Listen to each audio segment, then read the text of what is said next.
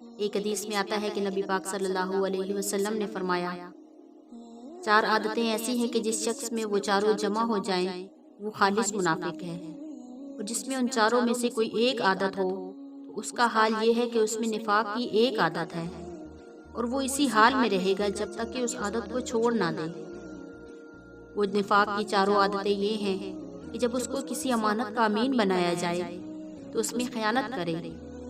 اور جب باتیں کرے تو جھوٹ بولے،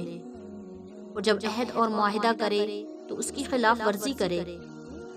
اور جب کسی سے جھگڑا اور اختلاف ہو تو بد زبانی کرے۔ حقیقی اور اصلی نفاق انسان کی جس بدترین حالت کا نام ہے وہ تو یہ ہے کہ آدمی نے دل سے تو اسلام قبول کیا نہ ہو بلکہ دل سے اس کا منکر اور مخالف ہو، لیکن کسی وجہ سے وہ اپنے کو مومن اور مسلم ظاہر کرتا ہو، جیسے کہ رسول اللہ صلی اللہ علیہ وسلم کے زمانہ میں عبداللہ بن ابی وغیرہ مشہور منافقین کا حال تھا۔ یہ نفاق دراصل بدترین اور ذلیل ترین قسم کا کفر ہے، اور انہی منافقین کے بارے میں قرآن پاک میں ہے، ان المنافقین فی الدرک الاسفل من النار، ضرور بالضرور یہ منافقین دوزخ کے سب سے نچلے طبقہ میں ڈالے جائیں گے۔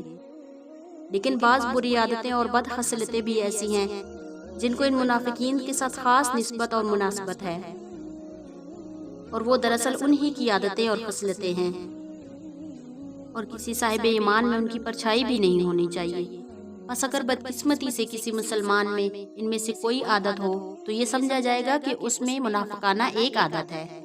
اور اگر کسی میں بدبختی سے منافقوں والی وہ ساری عادتیں ہوں تو سمجھا جائے گا کہ وہ شخص اپنی سیرت اور کردار میں پورا منافق ہے۔ الغرض ایک نفاق تو ایمان اور عقیدے کا نفاق ہوتا ہے جو کفر کی بدترین قسم ہے، لیکن اس کے علاوہ کسی شخص کی سیرت کا منافقوں والی سیرت ہونا بھی ایک قسم کا نفاق ہے، مگر وہ عقیدے کا نفاق نہیں بلکہ سیرت اور کردار کا نفاق ہے۔ ایک مسلمان کے لیے جس طرح یہ ضروری ہے کہ وہ کفر اور شرک اور اعتقادی نفاق کی نجاست سے بچے، اسی طرح اس کے لیے یہ بھی ضروری ہے کہ منافقانہ سیرت اور منافقانہ اعمال اور اخلاق کی گندگی سے بھی اپنے آپ کو محفوظ رکھے۔ حتیٰ کہ ایک روایت میں فرمایا گیا کہ نبی پاک صلی اللہ علیہ وسلم نے جلد نماز پڑھنے والوں کو بھی منافق قرار دیا۔ حدیث پاک میں فرمایا گیا، یہ تو منافق والی نماز ہے کہ بے پرواہی سے بیٹھا آفتاب کو دیکھتا رہتا ہے یہاں تک کہ وہ زرد ہو گیا اور اس کے غروب کا وقت قریب آ گیا، تو نماز کو کھڑا ہوا اور چڑیا کی طرح 4 پونچھیں مار کے ختم کر دی،